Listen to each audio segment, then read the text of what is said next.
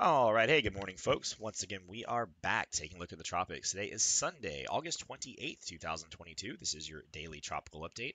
Once again, in a video format because we do have some stuff to talk about again this morning. We have four areas of interest now to talk about, more than the two we had yesterday. We've added a little disturbance near Bermuda and also another tropical wave moving off of Africa to the list of what is now four areas of interest. So we're going to talk about all those this morning. The quick version, if you're not wanting to stick around for the whole video, is that we are watching a tropical wave in the Caribbean. This is eventually going to kind of create a messy weather pattern, for lack of a better term, over Central America. And by the end of this coming work week, Friday, Saturday timeframe, you could have a tropical system of some kind moving towards the Yucatan Peninsula, which could eventually move into the Gulf of Mexico.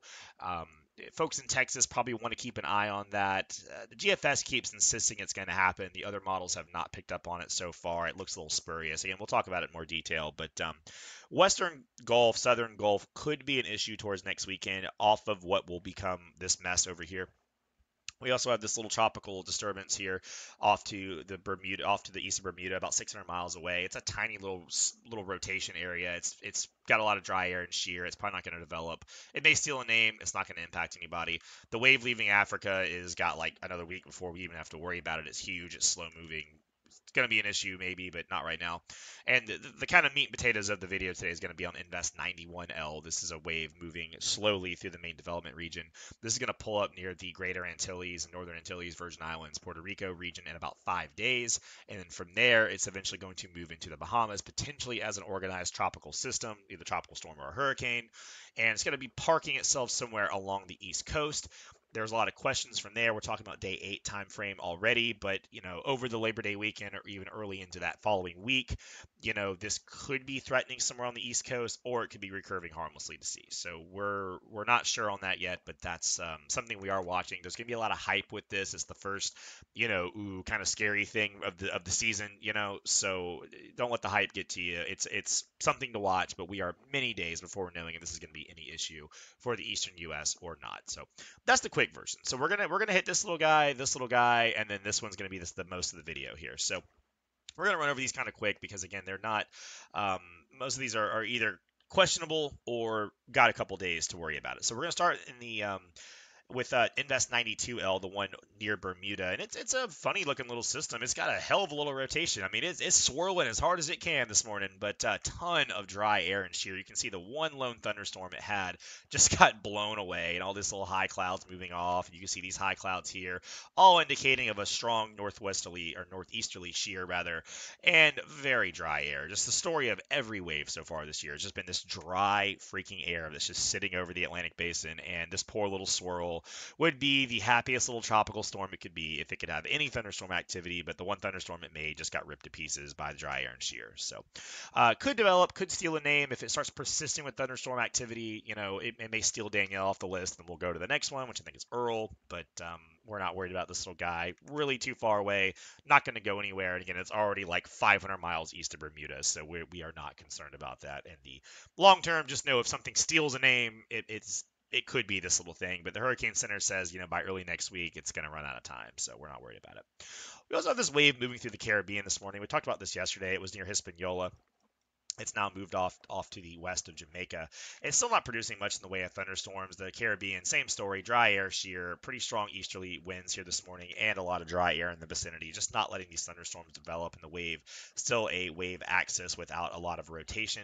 This is eventually going to go ahead and bury itself into Central America, where I think it's going to kind of help create with a little upper level low that's moving through here, going to kind of create a mess of low pressure across the Western Caribbean throughout the week. This is going to take a couple days to start festering and moving through.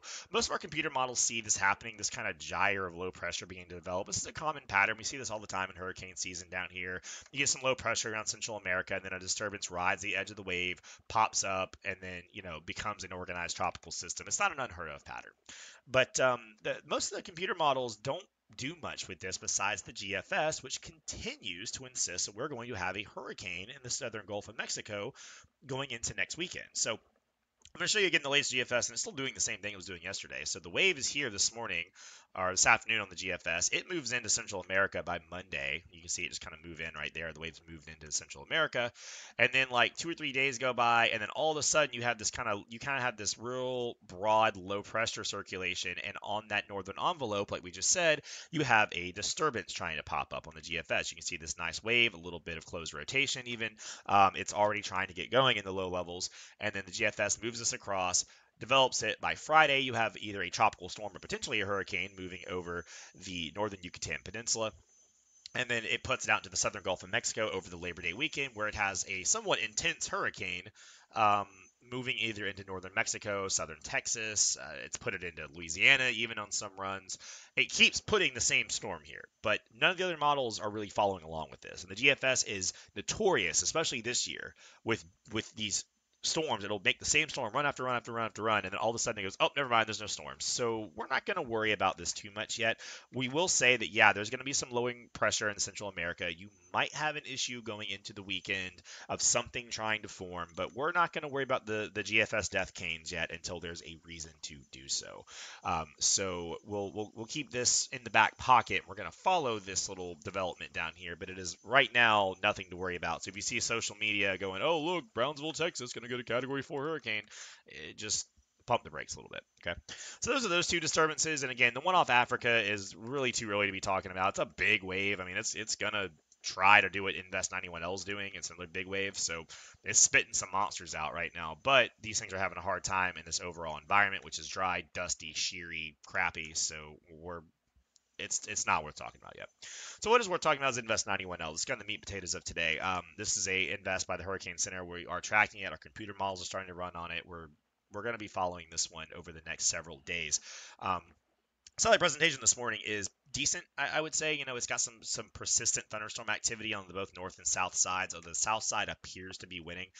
Morning ASCAT pass, which is satellite derived winds, did show a elongated but somewhat closed low on the south side. So again, you have this broad envelope of rotation, which is already elongated pretty heavily from southwest to northeast, which is common with these systems. They tilt, southwest to northeast instead of north south. So what's going to have to happen is this wave has to stand more upright, and then this low has to develop a little bit further. But you already have a low trying to develop overall. So when this wave becomes more standing is when you're likely to see this become a more organized tropical system. But that's going to take a little bit longer. But the overall, the overall presentation is not bad. But you can clearly tell the environment is still hampering it. There is some wind shear. There's an upper level low off to the northwest, which is shearing it somewhat in the upper levels. You can see all these high clouds moving generally away from the system, also causing that overall tilt from instead of being more straight up, it's more off to the side.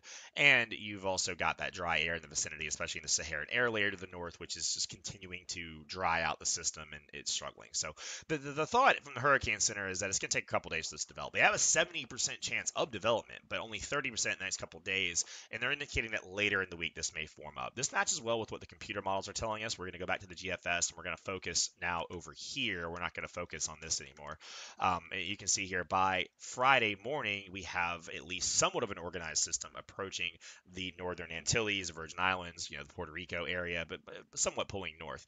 And this is where I want to go ahead and say the first day. Number one, we are already on Friday. We are 5.5 days from when we're recording this now to this model. Okay, so 5 days is already a nice window. That's an entire forecast cone from the Hurricane Center. Okay, we're only at the edge of a forecast cone. So I want to stress that there's already a lot of error potential here. Look at the ensembles for the GFS and Euro. These are the models that are ran over and over and over and over to look for potential issues or outcomes. The Euro already shows a spread from actually moving into the islands to being 400 miles north of the islands. That's already a pretty good spread on day 5. GFS shows it even further. Some GFS members are touching Puerto Rico, and some GFS members are like 800 miles away. So there's a huge spread on these ensemble models already, and it depends where exactly the envelope closes up. Again, does it sort of close up on that north side? Does it close up on the south side? Does this become dominant and go this way? Does this become dominant? Where do you start? How does it drift? I mean, there's a lot that can change. Again, that butterfly effect of every day small changes becoming big changes when we're talking about weather, even in 5 days, we're already at a pretty good clip of where this might be. So I don't want to get too far more in the weeds. But we do know that about day 4, day 5, the intensity models do bring this up to at least a tropical storm. And the models generally are going to show us that both the European and the GFS are in agreement that some sort of tropical storm or hurricane will likely pull north of Puerto Rico and Hispaniola and be in the vicinity of the Bahamas late next weekend over the Labor Day weekend. Okay. So from there, what's going to happen? Does the storm move out to sea? Does it move into Florida? Does it move into the Carolinas? Where does it go? Well, again, too early to really tell. We're talking about 8, 9 days at this point. Anyone that tells you where it's going to go is full of crap. They don't know either. We can look at some general pattern stuff, though. We can switch over to the Sunday morning long wave pattern on the GFS. This is at 500 millibars. This is our general overall atmospheric pattern. This is what meteorologists look at in the big term to kind of show what's going on in the broad term. Okay. The good news is that we do see a high pressure ridge over the Pacific Northwest, extending up into Canada, and we see a trough over the eastern U.S. Not a super strong trough, but it is a trough nonetheless. And what this pattern will commonly signal is that storms will want to recurve, okay? Because this trough is what's trying to pick storms up and take them away, okay? This is a weakness. This is a weakness in a high pressure ridge. The storm likes to follow lower pressure, and this is essentially lower pressure, but it's lower heights. The same, for the sake of argument, same sort of idea, okay? If this was reversed, if this was a big ridge and this was a trough, the storm would ride under the ridge and maybe go into Florida and the Gulf of Mexico and stuff like that. Okay, but we have a trough, we have a ridge trough pattern, which should indicate the storm will want to try to recurve. Now, it does not guarantee that it's going to, but the early signal is that you will have somewhat of a favorable pattern for that off the coast and across the U.S. going into the weekend where the storm may very well be near the Bahamas and should start to feel some influence. Now, I'm not going to go into too many more specifics than that because, again, we're already 8, 9 days out. But the early thoughts are that's good. Now, if this trough is maybe further away and weaker and you kind of have more of a broad high built in here, it may not push the storm into Florida. It may just stall it like what Dorian did. It may just come up and sit near the Bahamas and then wait for the next trough to dig down to Canada and then turn out to sea. And that opens up, does it turn in time? Does it get too close and scrape the coast? Does it what does it do there? So there's a lot of scenarios. I don't want to act like, oh, this is just going to go out to sea. Don't worry about it, guys. But I also want to say that the early indications are it looks like we're going to have a good pattern for this to hopefully get back out to sea. But a lot of stuff can change between now and then. So several more days to watch this. Again, this 5 days it's going to be here, and about 8 days it's going to be here. So we've got like a week to watch this thing. So I'm not going to kill myself and go into every single potential detail. We're going to watch it play out. Caribbean guy could make a storm towards the Yucatan later on in the week. That's a wild card.